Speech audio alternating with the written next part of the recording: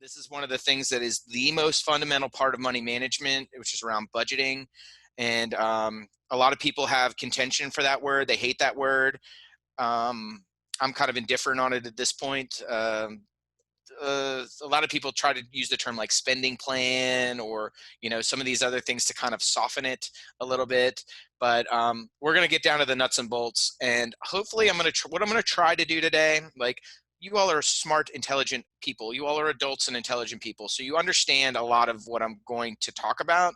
Hopefully what we're going to do is frame it in a way that makes it easier for you to grasp what the purpose of it is, which will hopefully encourage you to actually do it, because that's really the hardest part about budgeting and cash flow management, as you know, like if we're getting into more like kind of formal or technical terms. It's not people don't know how, it's that people just don't want to do it because it takes time. It's annoying. It makes you think about stuff that you don't want to think about. It can be depressing, especially if you're a broke college student.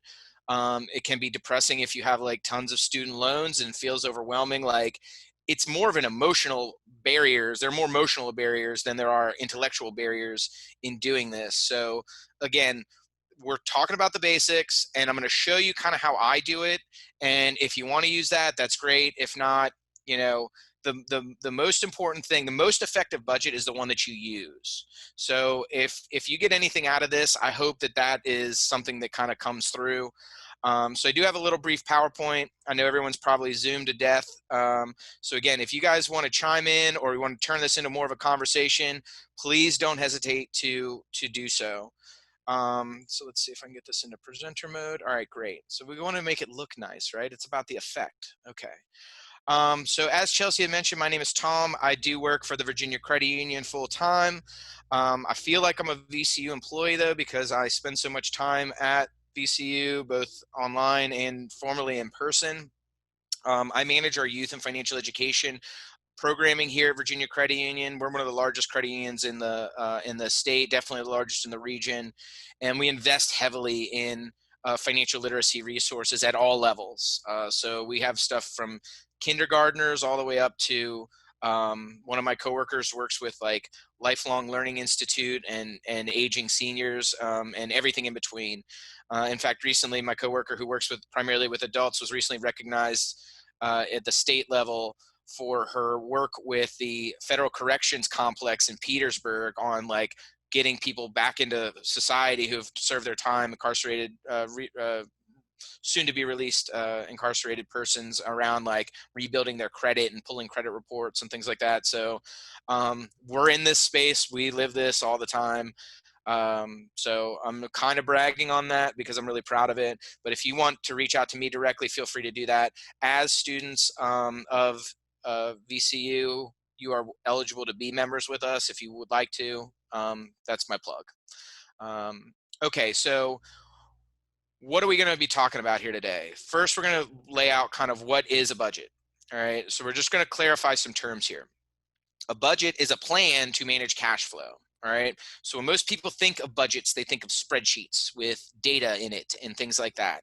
The spreadsheets and all that kind of stuff are helpful tools, which again, I'm going to share mine. And I made one for the Money Spot, which I'll talk about the Money Spot here towards the end, which is a resource you guys have access to. I made like the data is supposed to be informative of the plan. The plan is everything. Like the cash flow plan is, about the future, right? And it's really difficult to plan for the future in a lot of cases because no one has perfect predictive capacity or capability, right? So the plan manages your cash flows, which is your income minus expenses, during a period or cycle of time.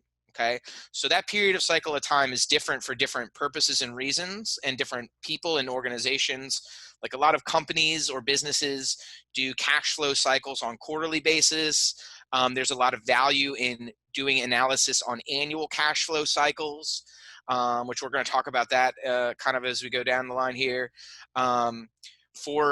For people that kind of live paycheck to paycheck, sometimes, or they're depending on their pay schedule, maybe weekly cash cycles are valuable. But for most common people like me and you and most people, the typical cash flow cycle ends up being during the month. right? Just because most of our bills and fixed expenses occur on a monthly cycle, and a lot of times we can like line up our income flows during that time cycle as well. Now, for students, you guys have another pretty significant time cycle, which is the academic year or even the semester, and a lot of that lines up with financial aid, and when financial aid is available, when you complete your financial aid documentation and your forms, when the any additional living expense money is allotted. Like those are different cash flow cycles, but really it's about the timing of when money comes in and when money goes out, and is the money there for where I need it when it goes out. Okay, so that's what the budget is. The budget isn't the actual data and information. The budget is the plan about the future, hopefully using data and information that you've collected. Okay, so where do we start? We start with the plan, right? So start with the things that you already know. So what I mean by what you already know is fixed expenses. I'm going to reemphasize all of these things a couple of times throughout this because it's really the most simple way that I can plan to explain this, right? So if you're looking into the future, you automatically want to already just start with what you know, okay? So whenever you're building out your budget, right?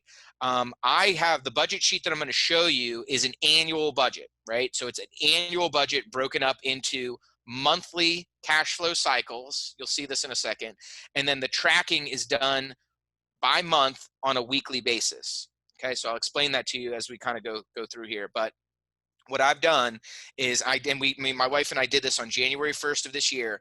I used to be kind of loose about my budget and not as strict, even though I teach this stuff and I tell everybody they do it. You need to do this. You should budget, blah, blah, blah. I was not the best at doing this my entire life until this year where, even before all the craziness is going on with like the social unrest and the pandemic and all these things that are happening, my life was already being turned upside down. On February of this year, February 17th, my wife and I added our first addition to our family, beautiful little girl named Eleanor. And so our entire financial situation was completely uprooted and upended. I mean, we were able to plan for that. Obviously, like we knew that she was coming before February 17th. Obviously, you guys are studying medicine, you know how that works. But that changes everything. Like that changes everything. So the be flexible and make adjustments is a critical part of this whole process. All right.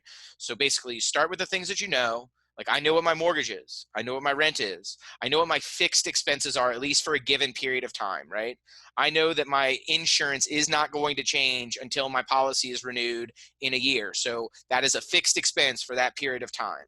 Okay. Now, then you just you use your intellect. If you don't have good historical data, you basically just guess with what and we're going to talk about how to logically work through guessing what you don't know. Track what you actually do in order to get a better outcome for the next time, and then make sure that you're flexible in making any kind of adjustments. Okay, so again, any questions so far? This is not new, right? This is the basics. Okay, any questions about what we've talked about so far? Okay, great. Okay, so when we looked at our cash flow cycle, we looked at income and expenses, right? These are the two variables. These are the two variables that we're thinking of. Okay. Up here, you see, I just basically listed sources, typical average sources of income. And the reason that I have all these up here is because, and not just income, but like I have this up here, which is debt, which is not technically not a form of income, but kind of is, because basically like you're spending money that you have not earned yet now. That's basically what debt is like, you're going to have that money later. You just don't have it now. So I'm going to spend it now and pay it back with interest. Debt can be kind of an overwhelming and complicated thing, but it really doesn't have to be if you think about it right. So we have through our labor, like this is our common form of income that we're all going to have, and this is how we end up building these other avenues or income streams. Is your salary. If you're salaried, projecting your income is simple. Like I'm in a great situation. I'm a salaried employee at the Virginia Credit Union. We get paid on the 1st and then the 15th. I'm sorry, the 15th and the last day of every month. I know exactly what my paycheck is. Right now, I'm filling out my benefits deductions for my next benefits year. So my take home pay, my net pay is going to be slightly different coming up next year, but really not much. I think I got my benefits to within like, even though they raised it like a couple percentage points for our premiums, I think I got it to a good spot, but I'm proud of that. Hourly and commission-based income that you earn through your work. Basically, the rule of thumb here, remember, we're thinking about the future, and typically for any non-guaranteed income, any flexible or what we call variable income, which you'll hear this term again, variable income and variable expenses, you want to make sure that you are underestimating your income. You want to be conservative, so underestimate those incomes. Or with a lot of people, if you're really ambitious and smart with your finances, for commissions and stuff like, maybe tax returns or tax refunds, which that's actually not really a form of income because that's money you've already earned. We're not going to get too deep in the weeds on taxes, but a lot of people don't even count commission towards making their spending plan, and they just straight up bankroll any bonuses they get, which is awesome, or use those for like other goals and things like that. If you're in a 2-income household, a lot of times people will do that too. Is if you can get your entire expense side of your equation down to one person's income, then you can just straight up bankroll the whole second income, which, there's a big movement out in the zeitgeist right now called FIRE, which is about financial independence. And it's really about, yeah, you want to maximize your income, but it's really about focusing on the expense side and getting those expenses down to like living on as little as possible.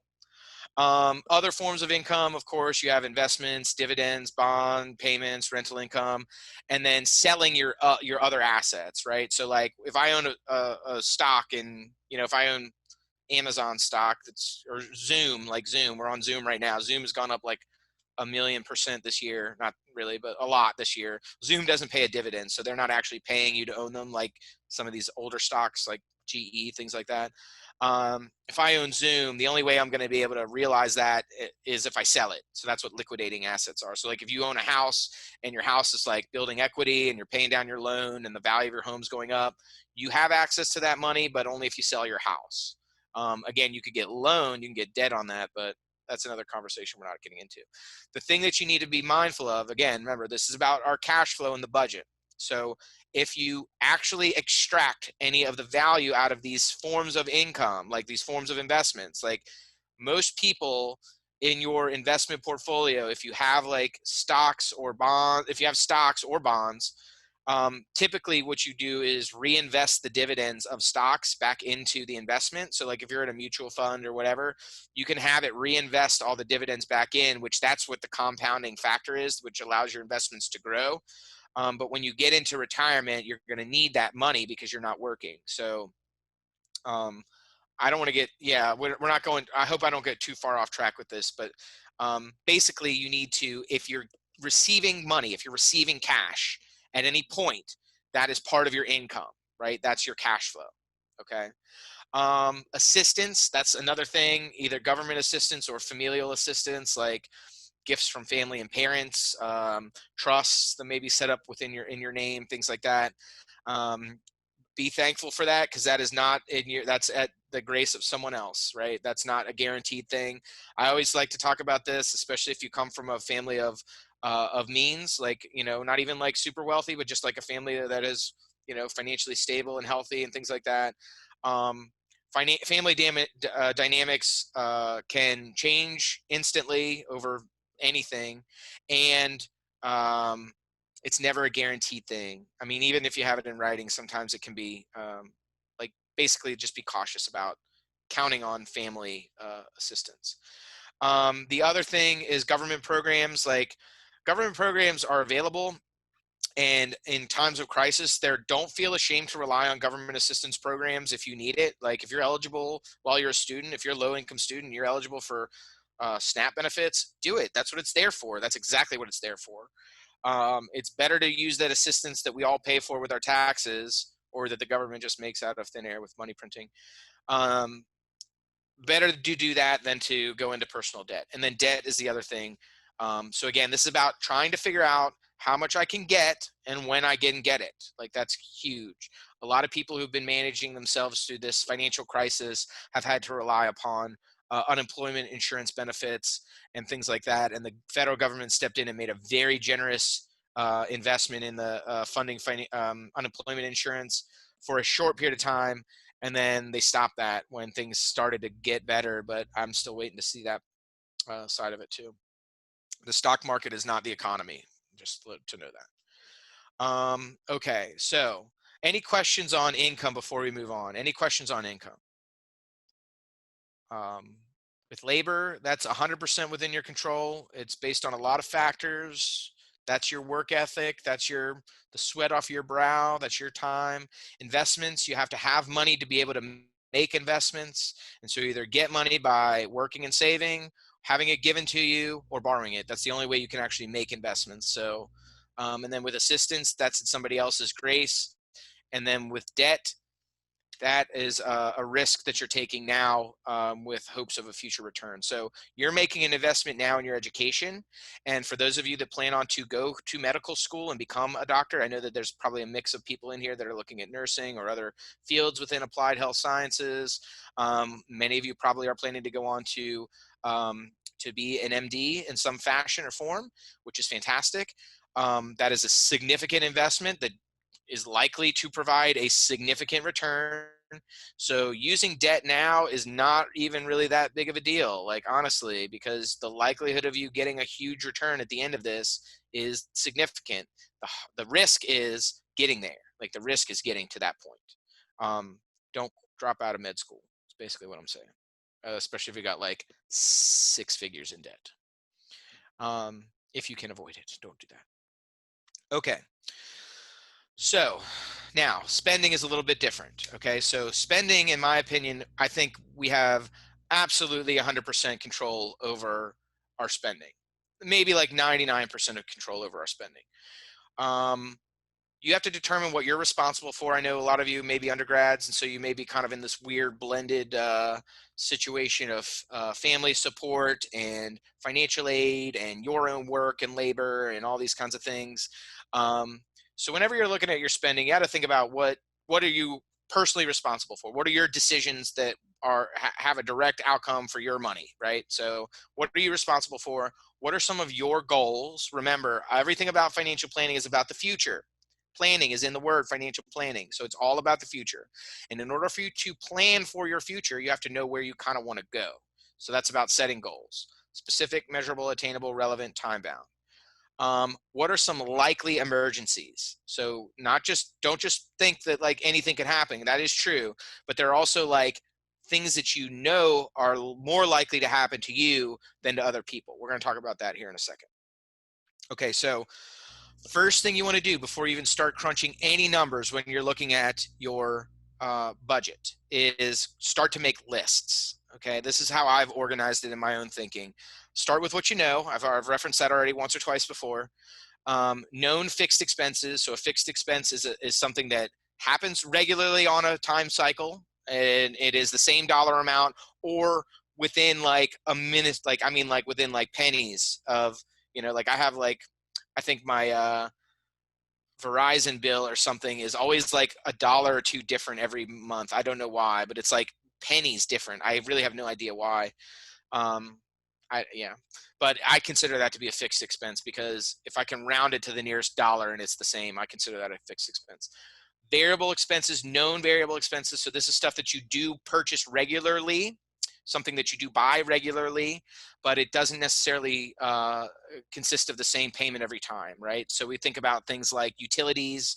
We think about things like food, gas, it's based on your usage. That's what a variable expense is. The more I use it, the more I got to pay for it. The less I use it, the less I pay for it.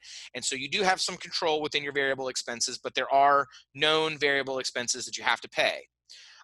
Then you have your known periodic expenses, right? So I'm not asking you to figure out, calculate those yet. I just want you to make a list of those things that you pay for regularly, okay? Now, known periodic expenses are things that really kind of bust people really bad. So these are things that just pop up like once a year, twice a year, typically around the same time. I always think about holidays. I always think about property taxes for a car. and insurance. I pay my insurance on a 6-month basis. Those are always the examples that typically pop out in my mind.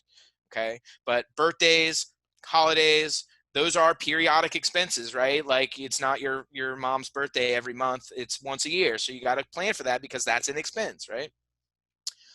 We want to make a list of our goals, which we talked about with our just on that last thing. And now this is what I was talking about, like with those emergency situations.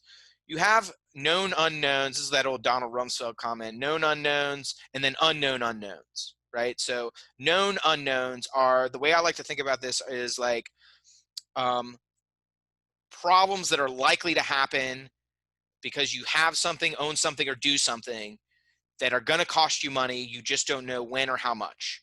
And as a homeowner and a vehicle owner, those two things, and a pet owner, those three things always pop out for me, right?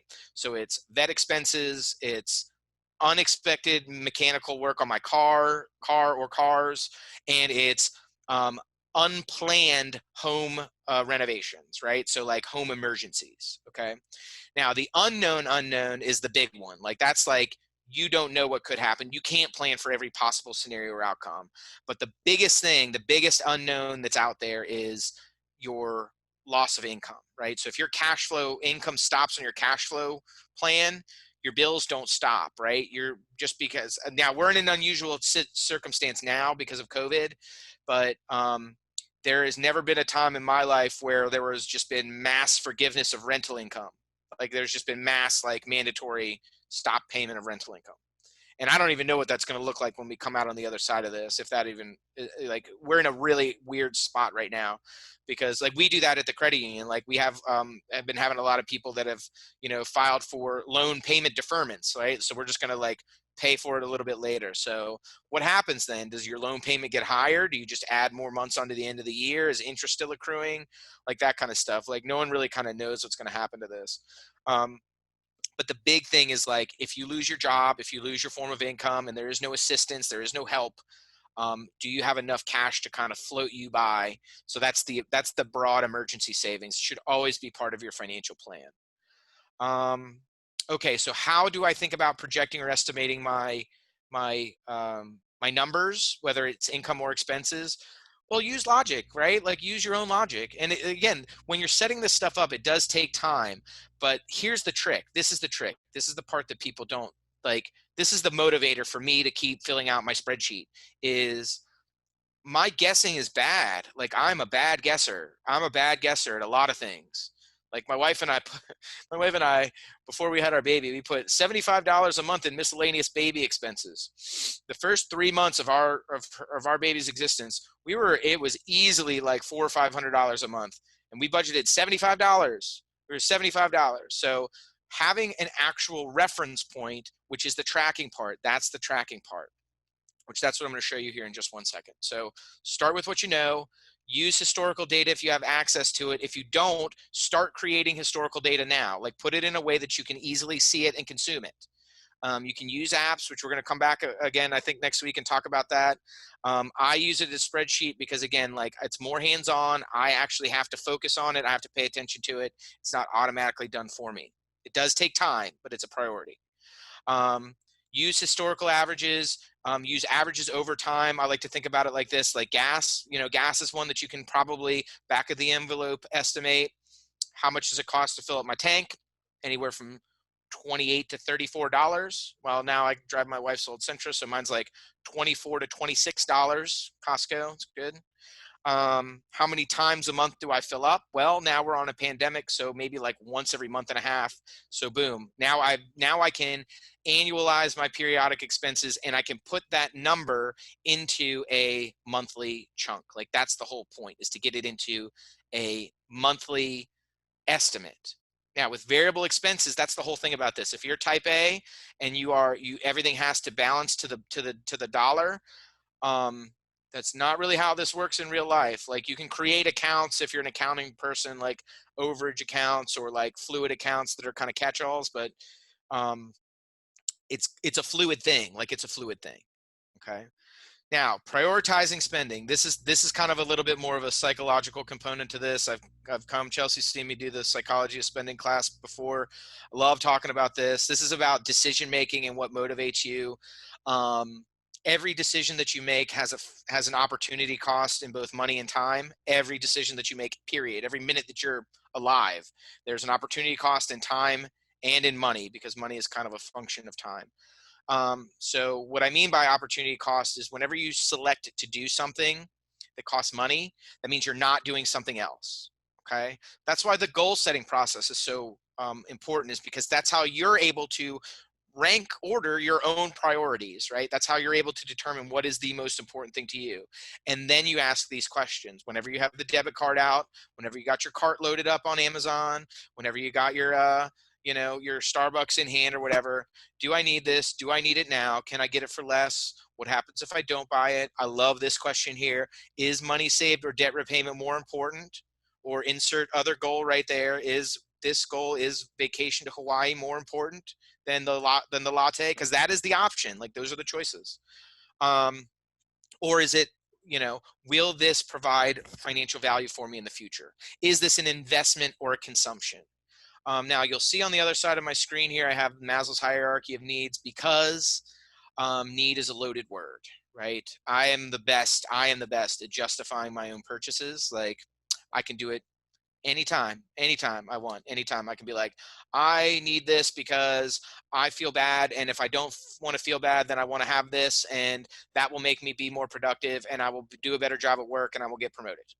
I can eat anything I buy, I can justify it. In fact, I was listening to a guy last year. His name's Kelly O'Keefe. He's a very, very, very smart and well-known um, personality in the world of brand and marketing. He actually used to run the brand center over at the VCU Brand Center, and now he started his own huge, very well-known branding consultancy firm. And he made a really interesting comment, because this is what I teach and talk about all the time. Like, economists think people think logically, but marketers know that people don't. And so that's what you're fighting, are marketers. And he said to me, or he said at this presentation, that people already know what they want, and they find a way to justify it later. And I was like, that just completely blew my mind.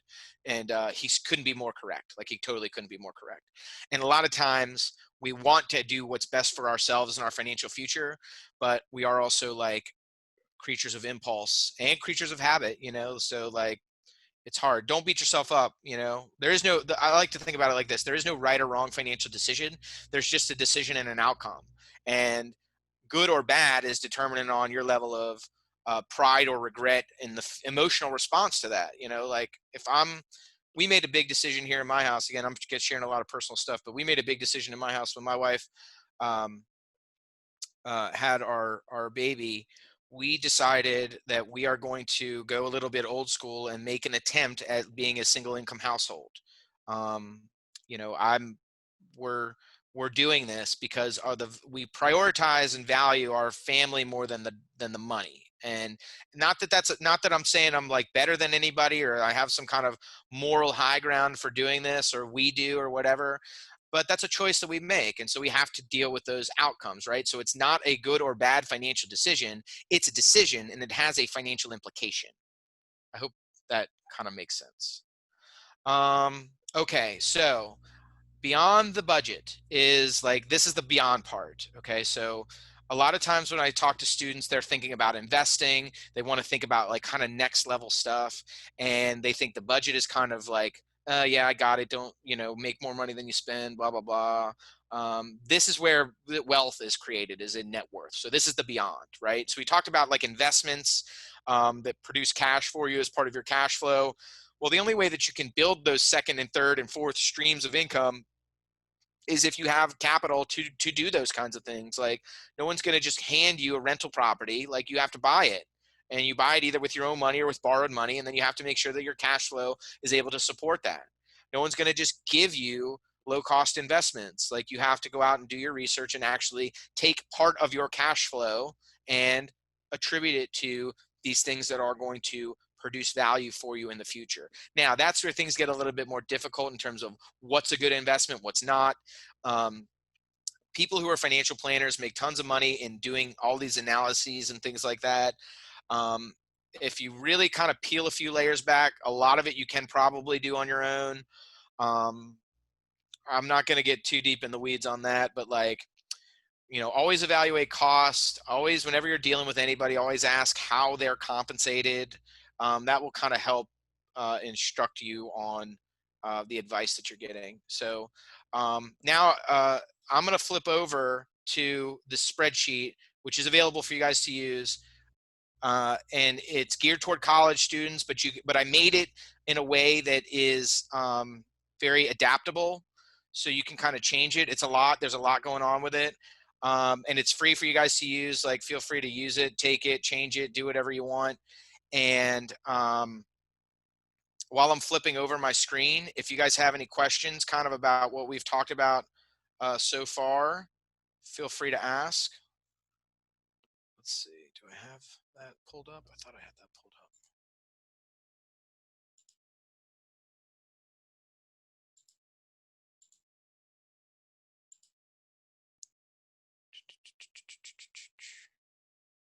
I got too many dang windows open.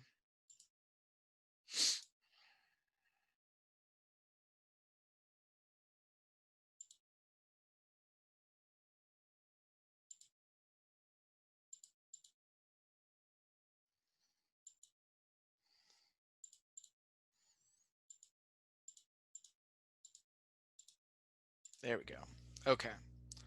I know you guys are all pretty quiet, but if somebody could just tell me that they're able to see that. We can see it. Okay, wonderful. Thank you.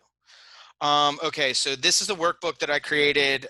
It is very similar to the one that I use in my house, but this is it's also one that's similar to one that they use at the Money Spot.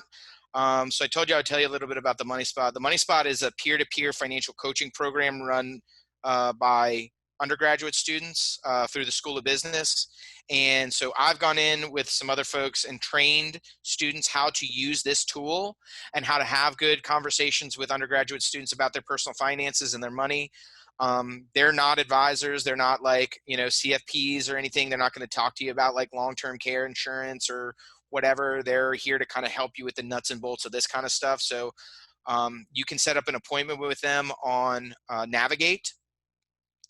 So I don't know if Chelsea can forward the link to that. That would be helpful at some point. But I'm just going to walk you through this real quick. I know we're kind of getting close to the end here. There are a lot of features on here that you may not need to use but I'll just show you anyway. This first tab at the bottom is called Values and Reflection, and it's a little bit more of a kind of a psychological evaluation of how you think about money, what you value. This next tab here, and all of these have like little instructions on them.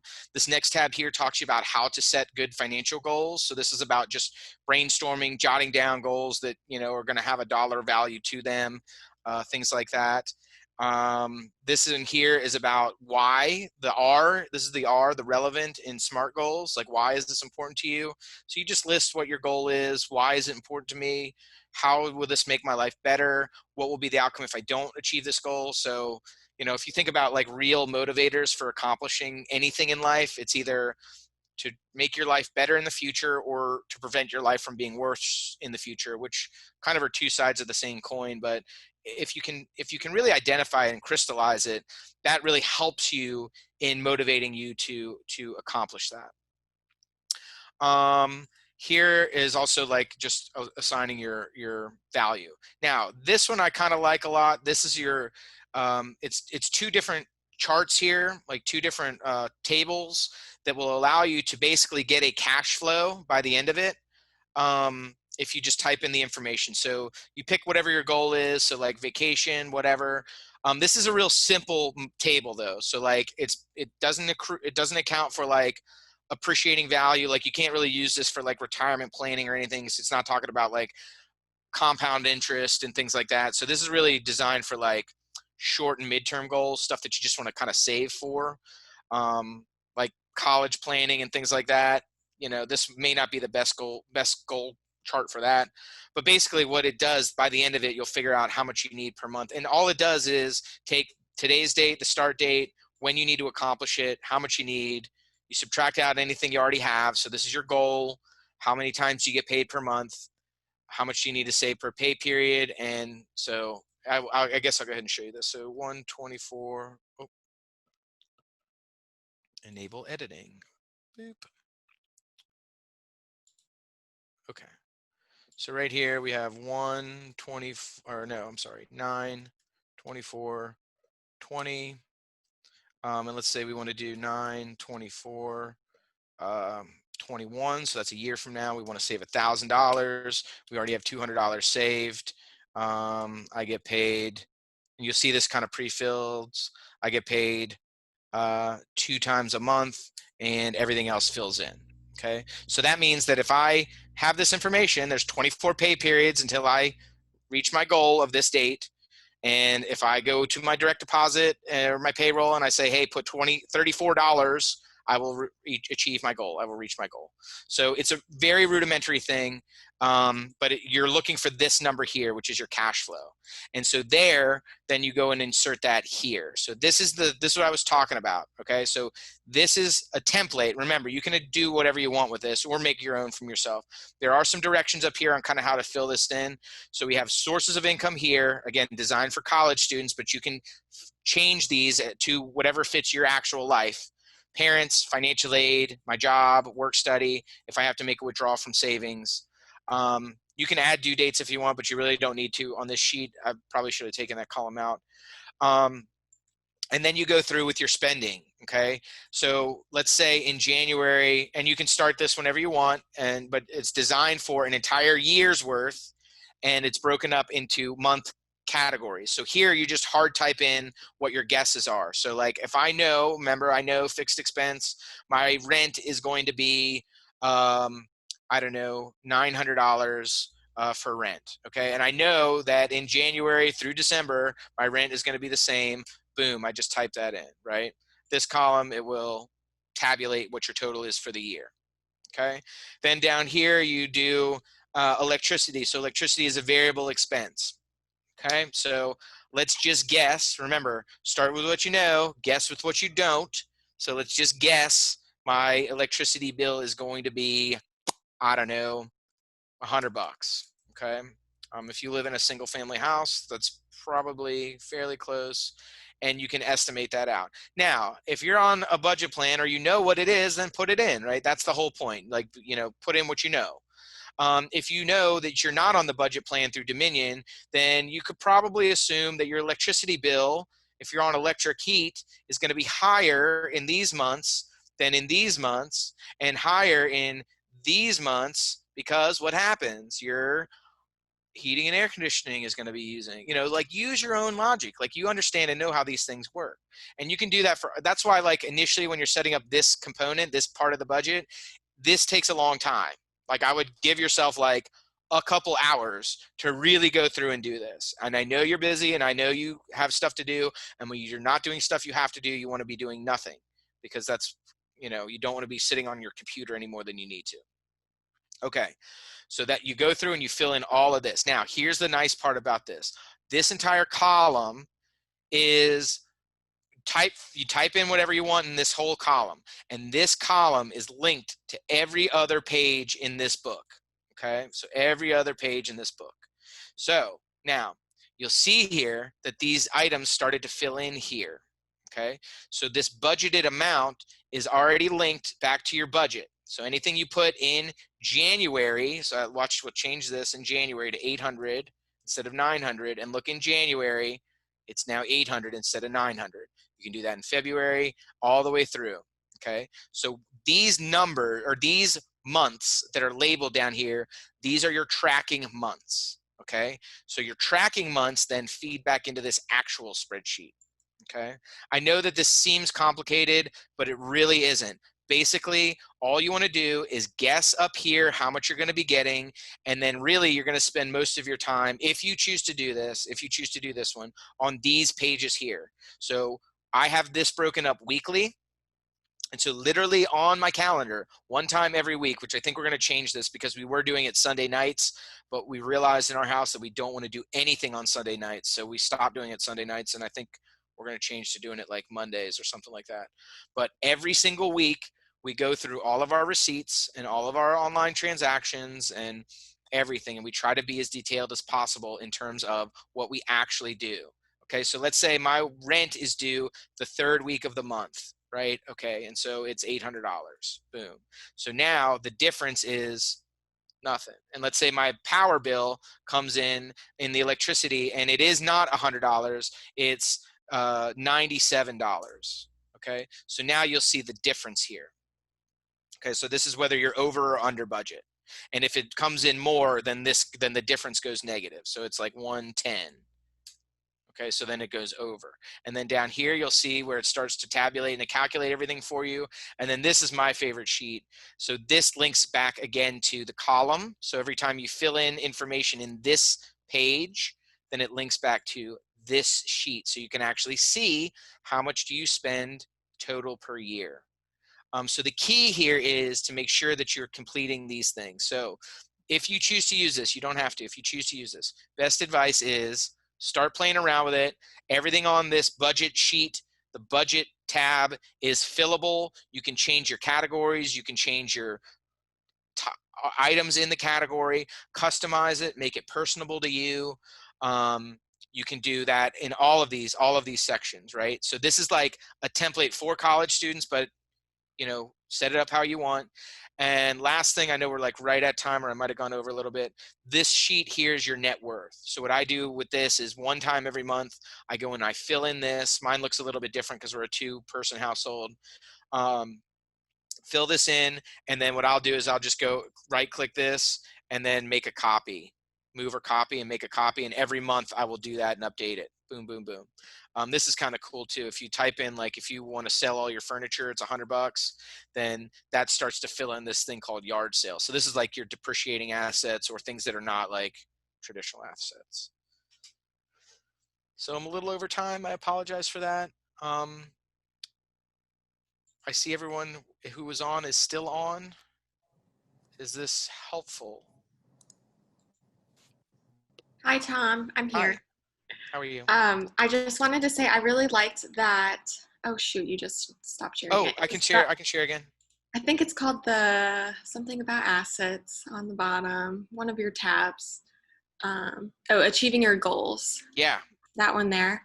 Hmm. So I have a like a Roth account, and it's really hard for me to visualize because you can put up to I think 5 or 6 annually in it. Hmm.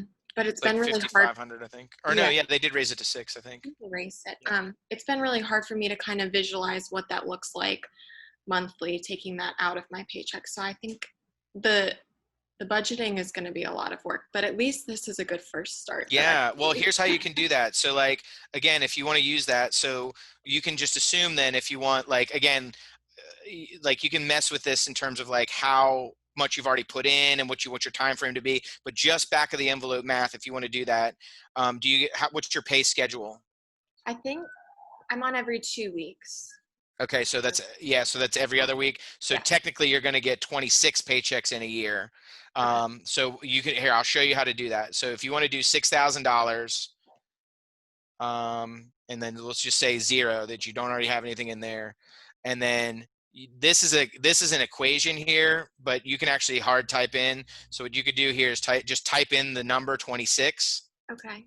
And then that will show you this is how much it's going to be per paycheck, and this is going to Right. be what you need to do per month. Right. So if you set your deduction at that, then you will contribute that much money in this many periods, exactly that amount.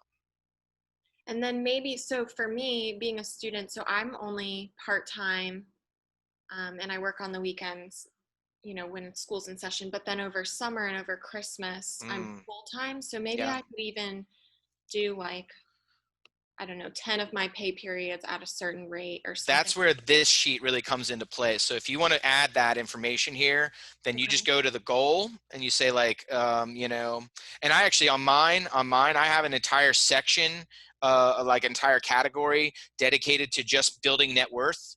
And so like I have retirement savings, emergency savings, and student loan repayments, and all of that is in one section together. because when you're doing that kind of stuff, you're actually transferring assets. You're not necessarily like paying for stuff, you're like investing. And, like if I take my money and I buy an investment, I didn't spend that. I transferred it from cash to another asset, so like I Right. still own that. So like what you can do here is just to kind of even it out again, use your own intuition about this. So you say Roth here, and then it'll change on all of your things, and then you can build in your cash flows, right? So you said, like, we did the math and it said what it was, like 230 or something like that. So maybe while you're in school you do 150, and you keep going down the line here, and during those summer months you can increase it to like 300 or whatever, as long as by the time you get to here it's 6,000. Then Oh, I see. That you makes build that into your own flow. And then when you get to these months down here down the line, because this goes all the way through the end of the year, then you see, like, in, I don't know where I put that other one. Was that July? Goal. Yeah. Oh yeah, here it is. So like in, wait, where'd it go? May. oh, the June. There it is, May. Okay, so in May you'll see the it comes up, and so whenever you make your deposit in May, then you can add it. So then that would be like 150 per paycheck here, 150 per paycheck here. Okay, that's So perfect. Thank you. yeah, that's a cool tool. This is a lot of fun. Like, it's nerd. You can nerd out on this for a long time. At least I can.